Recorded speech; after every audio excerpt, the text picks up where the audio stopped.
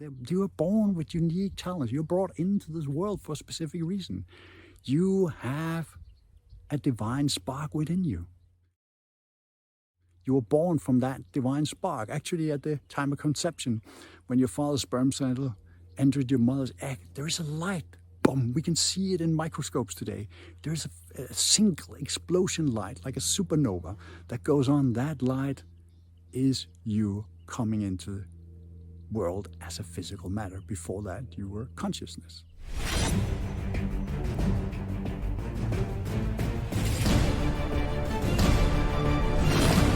From my personal experience and my theological belief and philosophical belief,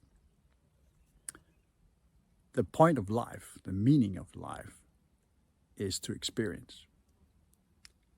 And the main experience, the most important experience, is the experience of love. Oneness that comes from love. And that experience comes through serotonin and oxytocin that, when rushing through your system, will create an experience of oneness with everything, of true joy, of true happiness. And the only way to experience that happiness is through oneness. Because when you ask yourself, what is the meaning of life? And we ask most people to be happy, right? My happiness. But what is your happiness? How do you experience your happiness? Because if we go down here, like for instance now, we take this beautiful flower here, right? That one right there. And we look at that one, and then we say, all right, if we ask the petal, what's the meaning of life? And it says, to experience my life, to produce nectar or whatever. Then the plant's going to say, well, excuse me, but there's me too, right? Because does that make sense to this leaf down here? Does it make sense to the stem that this petal is everything, right? Or do we have to look at the whole plant, all the way down to the root? Or should we say, hey, no, I'm part of the meadow, the whole meadow. But would there be this meadow here and this type of plants without this river? No. Would there be this river without the nature that falls and creates all the rainwater around this area and the lowline from all the uphills? No. And therefore, it's the same with our life.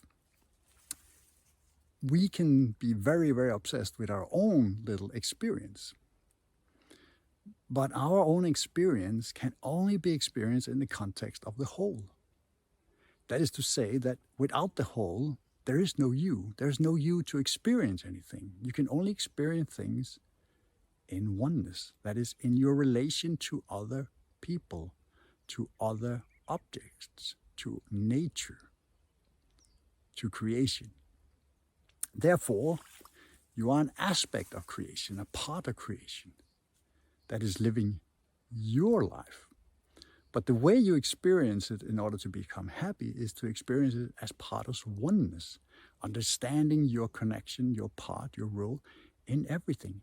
And within that, you need to bring forth your talents, right? Which is why Jesus had a great parable about the talents and the master who gave his 3 servants different talents. He gave one talent, he gave one 3, and he gave one 5, etc.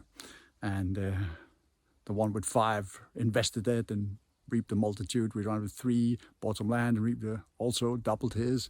And the one with 1 talent only buried in the ground and had only 1 to give when the master returned and was shamed for that. And the point of this whole thing is that Jesus is telling us that you need to bring forth your talents. You can't just hide them, right? You are there to multiply them, to show and have your effect on the world. You brought forth for a specific reason. There are 8 billion people, more than 8 billion people today actually, as we are talking now, in this world, but there's only one that's uniquely you. Just like if you look at each little flower petal here, not one of them are the same. They're all individual. If you go out and look at a tree in your garden or in a park, you will notice that each leaf is different. Each branch is slightly different. Everything in nature is unique. That's an amazing thing, right? Now these little nymphs floating around here, beautiful blue ones, they may think that this is the life, that they're experiencing true happiness in the sunshine, dancing now. But before that, being nymphs, they were in this river, right? There were pupae, larvae, living on the bottom, crawling around there, having a life and an experience. And therefore, experience is oneness. To experience love is to experience happiness. That is the purpose of life, in my opinion. That is the purpose of almost all philosophy and theology. And the best way you can do that is to experience true love. And I'm not talking about erotic love or romantic love only. I'm talking about true love, where you feel connected to one and all. And that's very difficult to obtain or to feel, because it's not natural for our state, because our natural state comes from nature. We have been created as a natural being. We have crawled literally out of the pupae, out of the larvae, out of the microbiomes, and grown up to become this fantastic reality that exists around us, right? This whole creation, right? This fantastic creation that is all around us. There's just so much beauty and so much individuality that it is unfathomable to understand. And this is just one part, a little part of the world, a little part of nature, right? Because there's endless variations everywhere, endless creations. But contemplative prayer, in my opinion, is one of the best ways to experience this oneness with everything. If you haven't tried that, contemplative prayer is basically like you choose a word or an idea. And of course, in Christianity, people choose things like God, fate, Christ, something love, or Mary, or whatever. But it doesn't really matter. It's that you choose one word to focus on, and you focus on that, only that word, repeating that word in your mind as you meditate. Contemplative prayer on that word. Because that is occupying your ego by thinking about that word. And as you're occupying your ego, thoughts will arise to the surface of, think about it like a river behind us, right? And things will float on top, and you will notice them as thoughts. And the point is not to focus on them. Just look at the thought and say, all right, that floats by. Thank you for bringing that to my attention. You can go now. And keep doing that until you go further and further down the river, down the depth, into depth, and all the way down to the rocks. And you just let the things flow by, drop back, go back to the word, go back to the word, go back to the word. Every time your mind wanders, bring yourself back to the word that you're focusing on. Because this keeps your conscious mind, your ego, busy. And your body will bring up all sorts of ideas or memories, right? Again, they're not important. Just let them go.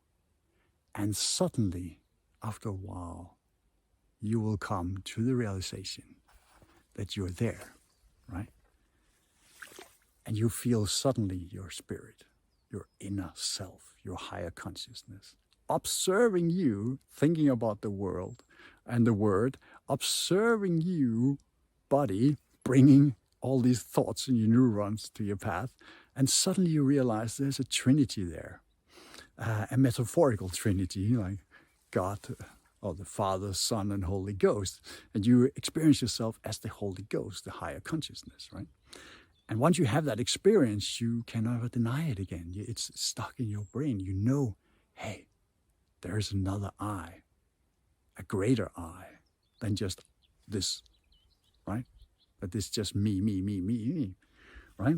And that's something we have really, really, really forgotten in modern day life. If you cannot relax, if you cannot meditate, if you cannot experience the now and feel oneness and love that way, then there is other alternatives like psychedelics that can bring you to that state. And the funny thing is, if you microdose, for instance, on psychedelics, MDMA, LSD, psilocybin,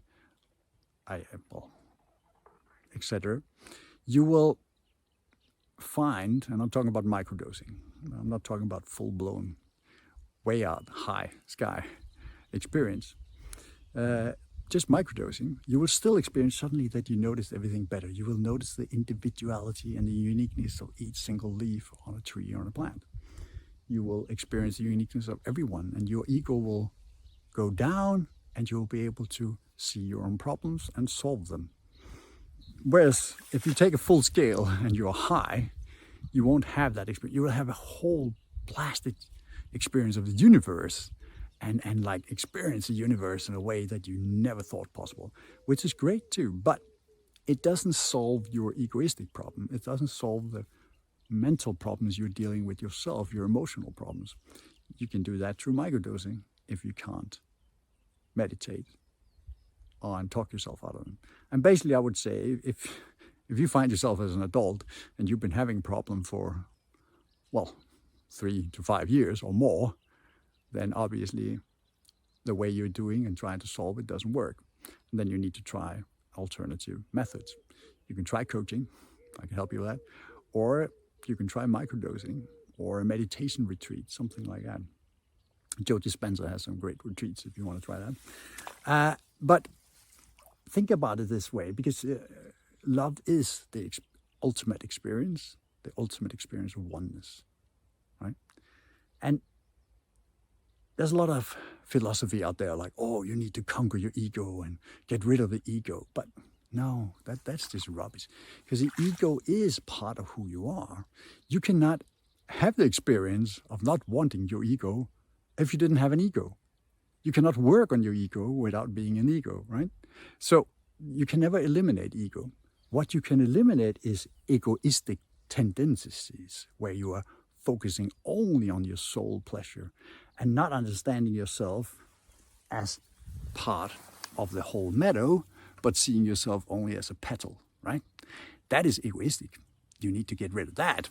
But you need the ego to understand that you're part of the plant.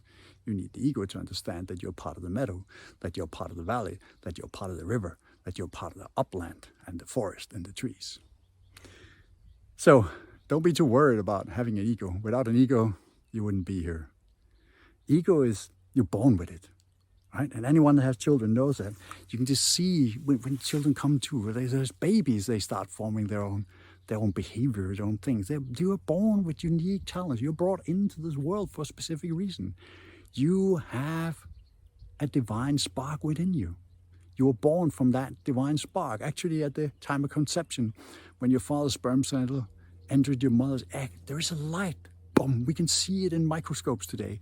There's a single explosion light, like a supernova, that goes on. That light is you coming into the world as a physical matter. Before that, you were consciousness, energy, higher creative energy. And just like the universe created by a big bang, so were you created by a big bang that occurred within that egg as soon as the sperm cell entered it. And that is scientific fact today. It's not something I'm making up here, right? So don't worry about eliminating your ego. Only think about, how do I make my ego have space for everyone? How do I make my ego incorporate the oneness? How can I, with my ego, not be egocentric? That's the whole thing. Once you learn that, you have oneness. When you have oneness, you can feel and experience love. Without understanding the concept of oneness, you can never experience real love. And you will always be in some relationships where you are expecting something from the other, or you're looking for something in the other to fulfill a hole in yourself, rather than just being. And that leads to troubled relationships, that leads to divorce, leads to arguments, that leads to sadness and depression and anxiety. The same with work. You need to think about yourself as oneness. What can I contribute? How can I make things better for everyone around me while experiencing my own life, my own experiences, right? So, Dan Sommer, your transformational life coach, wishing you the best. Use this day this weekend to contemplate in your life. Who am I? And not your title, not your experience, not your education, not your work, but who are you? What type of person are you? And don't give me your age. Don't give me your sex.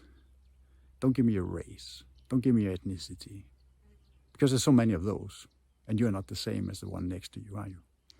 So, why are you unique? What unique talents do you have to bring forth?